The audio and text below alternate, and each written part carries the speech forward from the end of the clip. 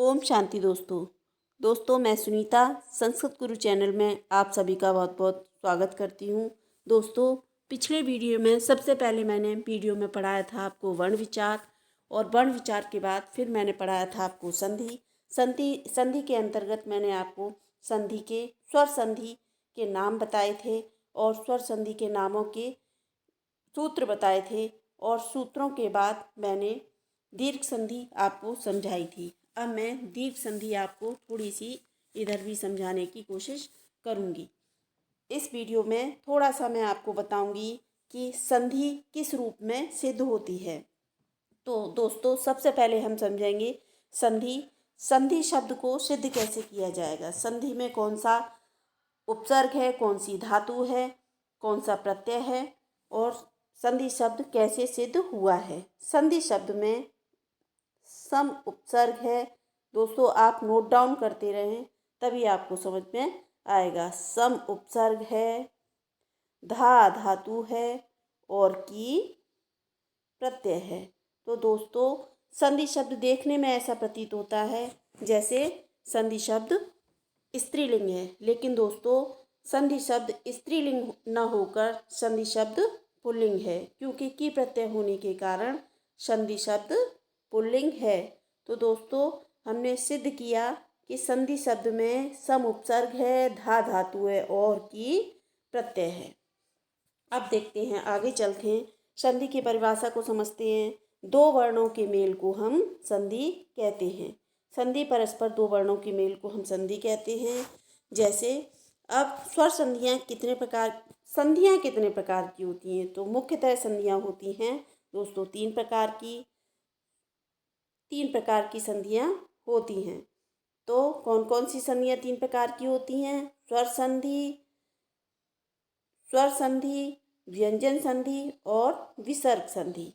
दोस्तों तीन प्रकार की मुख्यतः संधियाँ होती हैं, स्वर संधि, व्यंजन संधि, विसर्ग संधि। तो स्वर संधि को हम अच संधि भी कहते हैं क्योंकि इसमें अच का प्रयोग हुआ है, और व्यंजन संधि को हम हल संधि भी कहते हैं क्योंकि ये हल वर्णों से बनी है। तो दोस्तों जहाँ स्वरों का स्वरों से मेल हो वहाँ स्वर संधि होती है। तो स्वर संधि को हम विस्तार रूप से समझेंगे। स्वर संधि को समझने के लिए हम आगे चलते हैं। स्वर अर्थात अच, स्वर वर्णों को अच वर्ण भी कहते हैं। तो संधि दो स्वर वर्णों के अत्यंत समीपता के कारण यथा प्राप्त वर्ण विकार को स्वर संधि कहते हैं। इसके निम्नलिखित भेद हैं। देखिए, स्वर संधि के अंतर्गत हम दीर्घ संधि को आज समझेंगे। दीर्घ संधि का सूत्र है अकह सवर्णे दीर्घा। दीर्घ संधि का क्या सूत्र है दोस्तों। अकह सवर्णे दीर्घा। तो दोस्तों हम दीर्घ संधि को समझेंगे। दीर्घ संधि में क्या होता है कि जब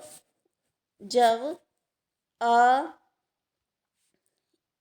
ई, उ, री और ली इनके बाद समान वर्ण आए, ये ही वर्ण आए, चाहे बड़ा आ जाए आ के बाद, चाहे बड़ी ई आ जाए, चाहे बड़ा ऊ आ जाए, चाहे छोटा आ जाए, चाहे री आए, चाहे ली आए, अर्थात समान वर्ण आए तो वहाँ दीर्घ संधि होती है।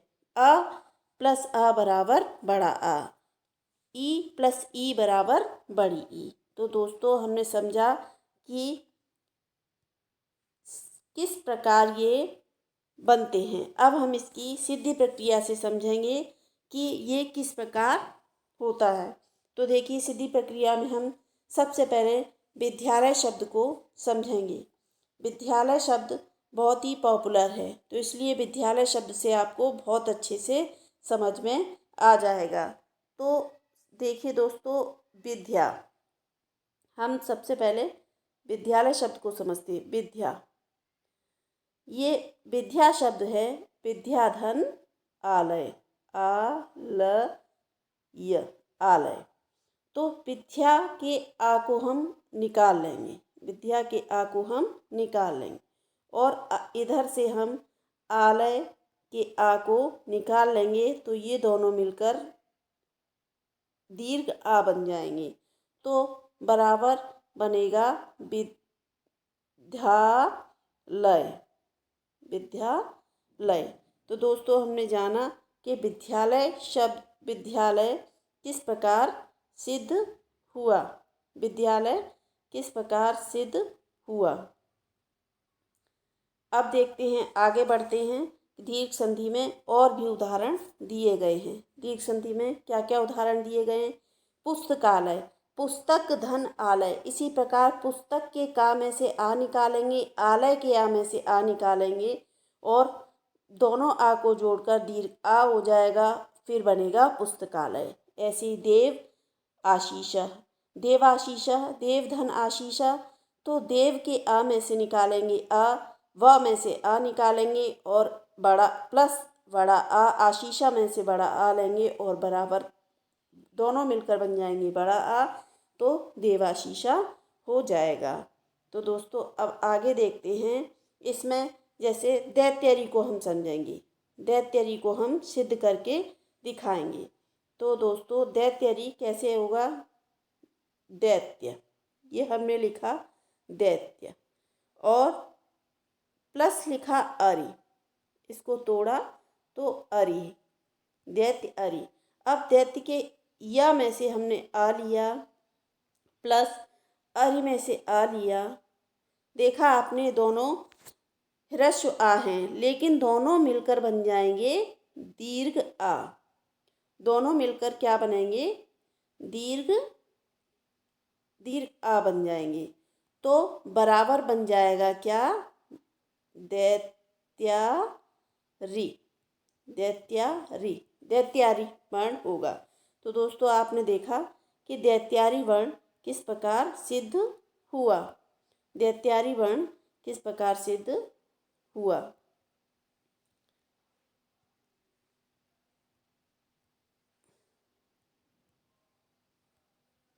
तो दोस्तों आगे बढ़ते हैं।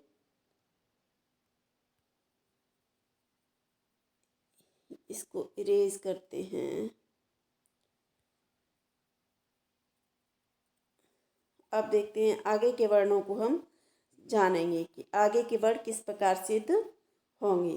तो दोस्तों ये देखते हैं, च अपि, च अपि वर्ण को देखते हैं।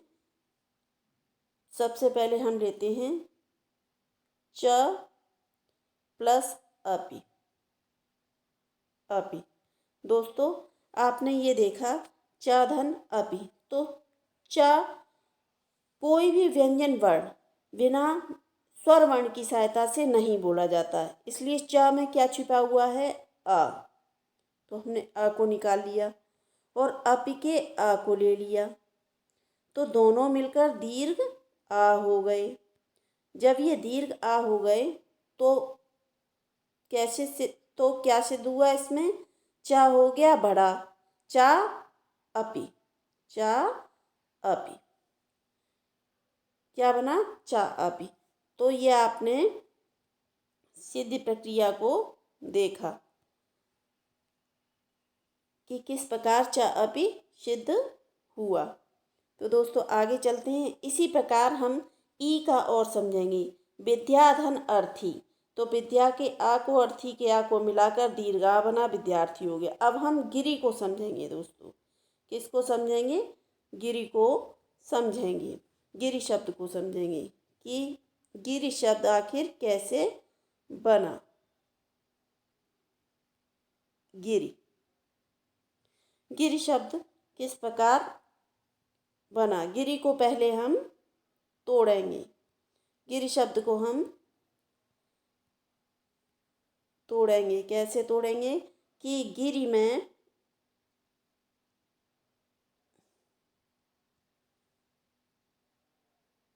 गी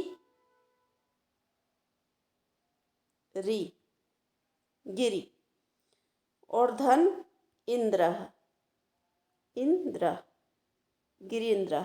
तो गिरि में री में छोटी ई है, छोटी ई को निकाला और इंद्रा की ई को लिया।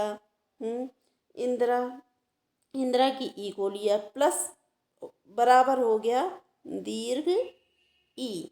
तो ये शब्द बना गी री इंद्रः, गिरीन्द्रः। क्या शब्द बना? गिरीन्द्र। तो दोस्तों आपने देखा कि किस प्रकार ये गिरि शब्द सिद्ध हुआ। इसी प्रकार ये सारे से शब्द सिद्ध होंगे। जैसे नदी धन ईशा, तो नदीशा, तो इसको तोड़ेंगे। दोस्तों एक खास बात है कि जब तक आप इनको तोड़ना नहीं सीखेंगे तब तक आप कभी भी संधि नहीं कर पाएंगे। तोड़ने का मतलब ये होता है कि दो दो शब्दों में इनको तोड़ा जाएगा। जैसे विद्यार्थी है तो विद्या और धन अर्थी, तो दोनों का मतलब होना चाहिए। दोनों दोनों सार्थक शब्द होने चाहिए। सार्थक अर्थात दोनों का अर्थ निकलना चाहिए, ना कि ये कि निरर्थक कोई शब्द होगा तो आपका गलत हो जाएगा। जैसे विद्यार्थी में विद्या का एक अर्थ है कि हम लोग विद्या से समझते हैं कि हाँ विद्या क्या है, और अर्थी में अर्थी क्या है, अर्थी को भी समझते हैं। इसलिए दोनों पक्षों में सार्थक शब्द होना चाहिए। चलिए दोस्तों इसी प्रकार हम अब आगे बढ़ते हैं। अब हम समझते हैं गुण संधि को। अब हम किस को समझते हैं? गुण संधि को। गुण संधि में दोस्तों, गुण संधि में क्या होता है कि गुण संधि में अ प्लस नहीं, आ और आ के बाद, आ और आ के बाद ई उ री ली अगर आते हैं, ई उ री ली, आ या आ के बाद ई उ री ली आए तो क्या हो जाता है? अ ई आए तो ए ओ अर अल, ए ओ अरल हो जाता है। दोस्तों ये आप नोट डाउन कर लें। जब अ और आ के बाद ई उ री ली आए तो ए ओ अरल हो जाता है। ए ओ अरल हो जाता है। दोस्तों इसको इरेज करने के लिए हमें ये एक मिनट, ये हो गया इरेज।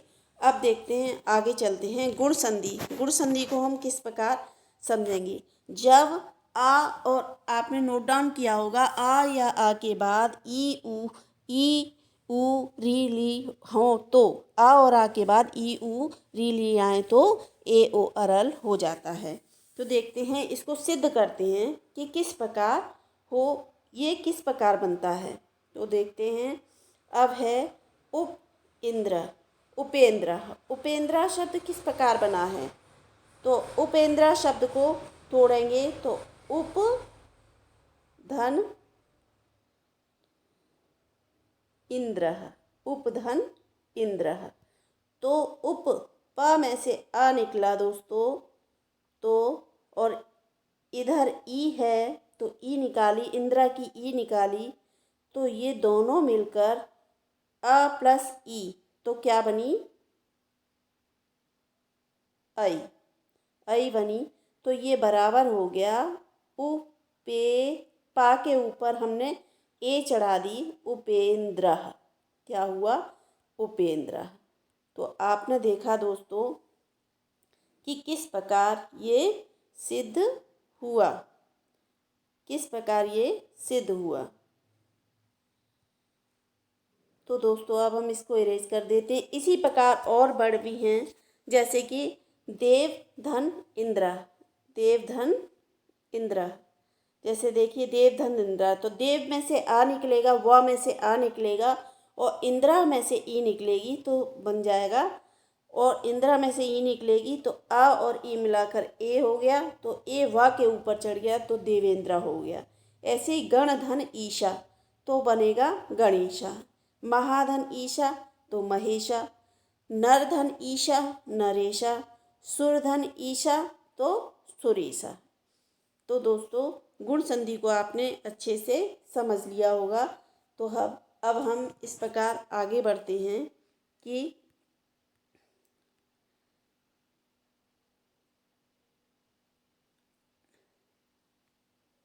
देखिए दोस्तों, आगे पढ़ते हैं। आगे क्या है अब ये देखते हैं। इसमें और भी वर्ण दिए गए हैं, जैसे लता धन एव, लतेव। अब इनको हमने तोड़ा और तोड़ के सिद्ध किया कि किस प्रकार ये गुण संधि हुई। जैसे लतेव है, अक्सर एक मात्रा वाले जो वर्ण होते हैं वो गुण संधि के अंतर्गत आते हैं अक्सर। अब देखते हैं, जैसे लतेव है, गंगेति है, ओ है, और भाग्योदय है, सूर्योदय है, नरोत्तम है, हितोपदेश है, महोत्सवा है, गंगोत्कम है। दोस्तों, आप कोई सा भी वर्ड उठाकर देख लीजिए, सिद्ध प्रक्रिया से आप करके देखिए तो आपको पता लगेगा कि किस प्रकार ये सिद्ध हुआ है। देखिए, हम ओ वाले वर्ड को, अभी तक हमने ए वाले वर्ड को देखा, अब हम ओ वाले वर्ड को हम समझेंगे। हितोपदेशा, हितोपदेशा को हम किस प्रकार समझेंगे, ये देखिए। हित धन उपदेशा, हित धन उपदेशः, हित धन उपदेशा। तो देखिए दोस्तों, ता में से आ निकला, और उपदेशा में से ऊ लिया, तो आ और ऊ मिलकर गुण हो जाते हैं। क्या हो जाता है? ओ, औ हो जाता है। तो ये बराबर बना ही। अब ता है, ता के ऊपर हम ओ को चढ़ा देंगे, औ को। इसमें इसके आ को और इसके ऊ को दोनों मिलाकर ओ बना, तो हम ता के ऊपर इसको चढ़ा देंगे,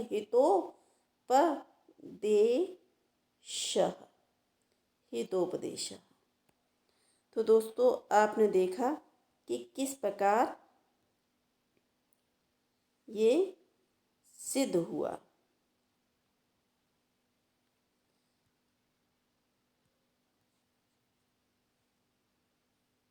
ये हमने हटा दिया।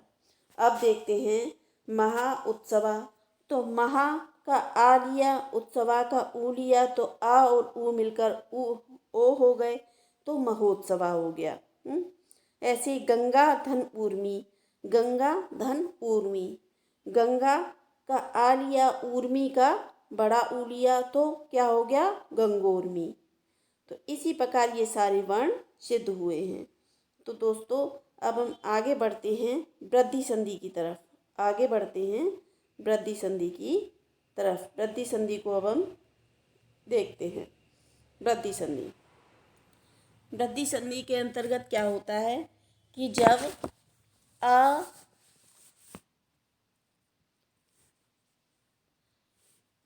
आ प्लस नहीं, आ और आ के बाद यदि ए, ओ,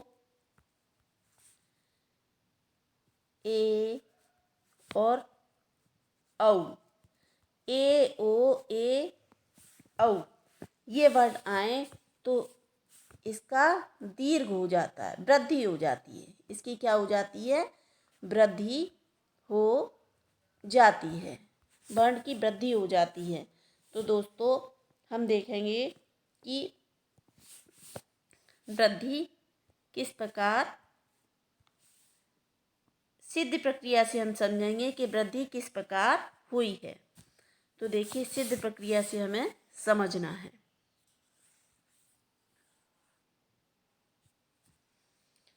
अब देखते हैं दोस्तों कि सिद्ध प्रक्रिया से हम कैसे इसको समझेंगे। अब ये वर्ड दिए हुए हैं कि बड़ा कर लेते हैं थोड़ा। वर्ण दिए हुए हैं ममैव, ममैव। अक्सर दोस्तों दीर्घ संधि में दो मात्राएं लगी होती हैं, लेकिन इसको दो मात्राओं का मतलब नहीं है। कभी कभी ऐसा भी होता है कि दो मात्राएं ना होने पर भी दीर्घ हो जाती है। तो आप सबसे पहले उसको सिद्ध करके देखें कि ये सिद्ध प्रक्रिया में किस प्रकार हुआ है। तो देखिए, ममैव, ममैव में क्या हुआ है? मम धन ऐव, मम धन ऐव। तो मम में आ निकाला, माँ में से आ निकाला, और इधर ए है, आ के बाद ए आए तो फिर क्या होता है, वृद्धि हो जाती है, तो वो बड़ी ए बन गई, तो ऐसे ममैव हुआ। एक धन एकम, ए एकैकम, एकैकम कैसे सिद्ध हुआ, एक का आ निकाला, का आ निकाला और प्लस इधर ए है, तो इधर एकैकम बना। अब देखिए तव धन एव, तव धन एव, तो तव में से व में से आ निकाला और प्लस ए, तो तवैव कैसे बना, तवैव, वृद्धि संधि हुई।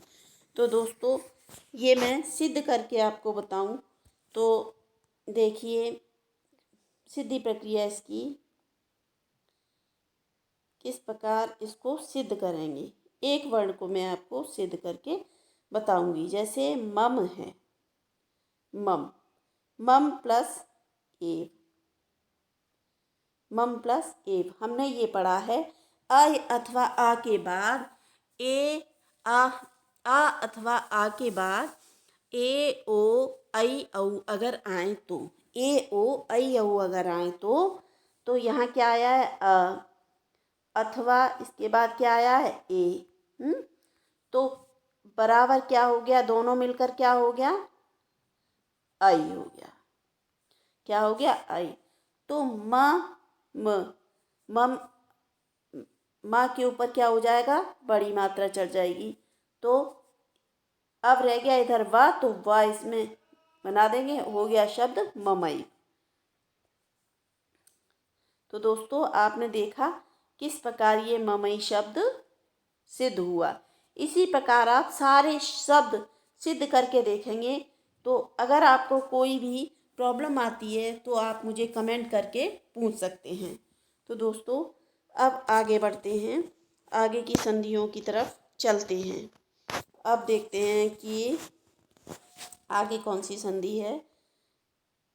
कुछ उदाहरण और दिए हैं, वो आप सिद्ध करके देख लेना। जैसे अद्धैव, लतैव, तथैव, सदैव। जैसे सदैव है तो इसमें सदा धन ऐव, दैव ऐश्वर्यम, ऐक्यैश्वर्यम, औ, औ को देखो अ प्लस आ प्लस औ बराबर बना औ। जलौघा, मगौघा, ममौषधि, नवौषधि, ऐसे आदि शब्द ये बने हुए हैं, इनको आप सिद्ध करके देख लीजिए। अब देखिए यण संधि को। अब हम क्या देखेंगे, यण संधि। तो दोस्तों यण संधि को हम देखेंगे। हाँ, यण संधि, यण संधि में दोस्तों क्या होता है कि जब ई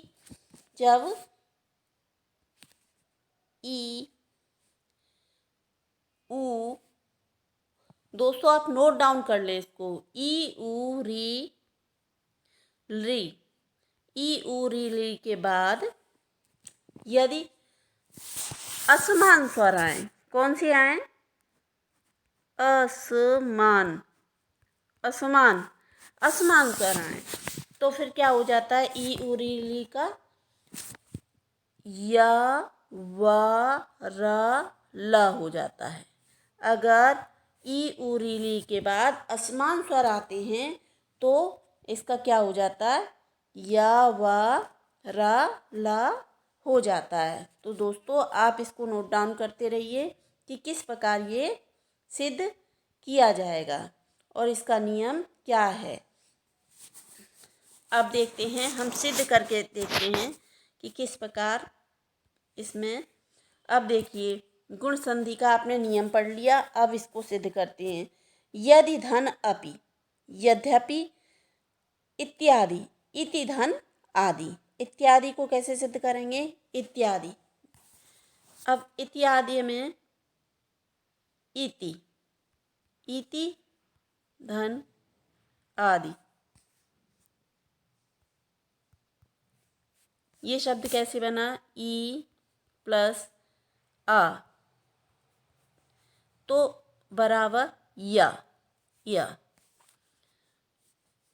तो ई। अब ती, ता की ई तो इधर चली गई, तो ता रह गया आधा, इत्या, और यहाँ बन गया या, तो या दि इत्यादि। तो दोस्तों आपने देखा कि ये वर्ण किस प्रकार सिद्ध हुआ है। अब हम आगे सिद्ध प्रक्रिया और जानेंगे कि किस प्रकार ये सिद्ध हुआ है। तो दोस्तों देखते हैं कि आगे वर्ण क्या है। इति ऐक्यम, इति ऐक्यम, सखी, सखैर ऐश्वर्यम, स्वागतम। स्वागतम में आपको देखने से लग रहा होगा कि हाँ ये आधा सा है, वाह है, किस प्रकार तोड़ेंगे। तो स्वागतम, स्वागतम में सुधन आगतम, सुधन आगतम। स्वागतम को हम तोड़ के देखते हैं। जैसे सु है, कैसे तोड़ेंगे।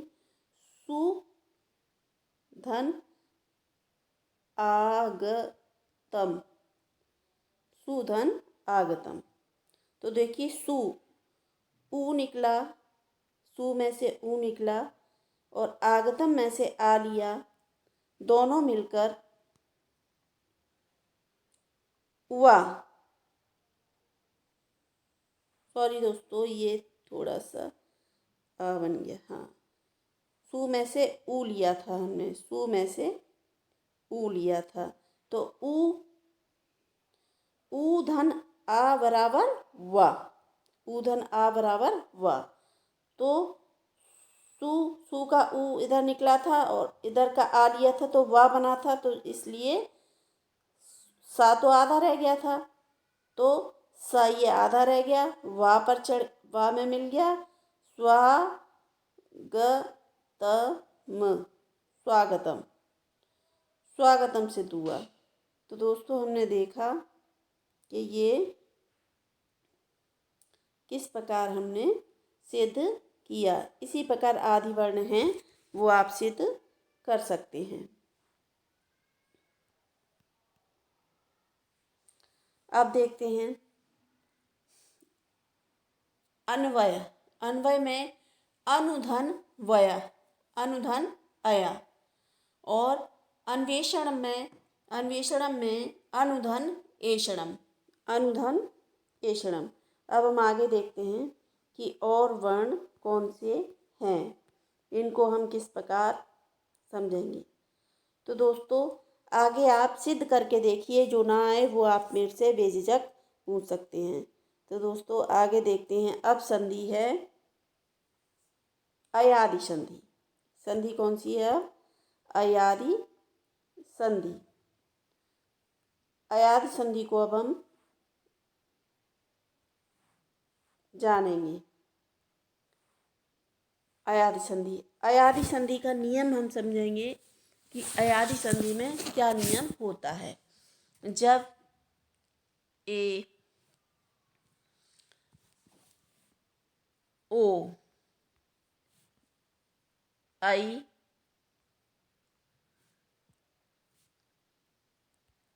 औ, ए ओ आई औ हों और इसके बाद असमान स्वर हों। कौन सी हों। असमान, असमान स्वर हों तो ए ओ आई औ का अय, अय, आय, अब, आव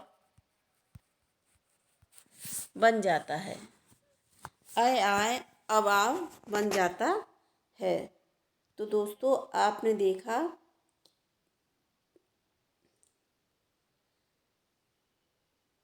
कि किस किस प्रकार ये बना है। ये नियम है आपके। अब हम इसको सिद्ध करके देखते हैं कि किस प्रकार ये सिद्ध करके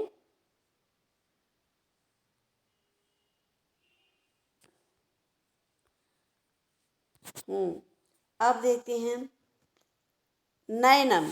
दोस्तों नयनम पे आइए। नयनम, चैनम, नायका, भवनम, भानवे, पावका, नाविका, भावुका। आपने देखा होगा इसमें अय की आवाज़ आ रही है। अय आय अव बीच में, जैसे नाय का नाय आय आ रहा है, भवनम अव आ रहा है, पाव का आव आ रहा है, नाविका नाविका। तो स्वर से ही आप पहचान लेंगे कि ये अयादि संधि है। जैसे नायिका शब्द है तो नायका शब्द है, नायिका को सिद्ध करते हैं नायकः। नायिका शब्द है तो नायिका को तोड़ेंगे तो नायिका को तोड़ने पर ने धन अकह, ने धन अकह निकलेगा। क्यों? क्योंकि ना में से ए इधर निकालेंगे और अकह का आ लेंगे। हमने नियम पढ़ा था कि ए ओ ऐ औ के बाद जब असमान स्वर आए तो ऐ के बाद ये असमान स्वर आया है तो ये दोनों मिलकर ऐ। ए के बाद क्या आया है? ए के बाद आया है आ, तो ऐ, तो यहाँ हो गया ऐ। तो नाय, तो आय हो गया नाय। तो ऐसे सिद्ध हुआ नाय का शब्द। तो दोस्तों आपने सिद्धि प्रक्रिया से समझा कि ये नाय का शब्द किस प्रकार सिद्ध हुआ है। अब आगे चलते हैं दोस्तों, आगे की संधियों पर। आप जैसे हमने ये सारे वर्ण आप सिद्ध करके देख लीजिए, फिर मुझे आप बताइए कमेंट में कि आपको मेरी वीडियो कैसी लगी। आप लाइक शेयर सब्सक्राइब ज़रूर करें और धन्यवाद दोस्तों। आगे की वीडियो में मिलती हूँ।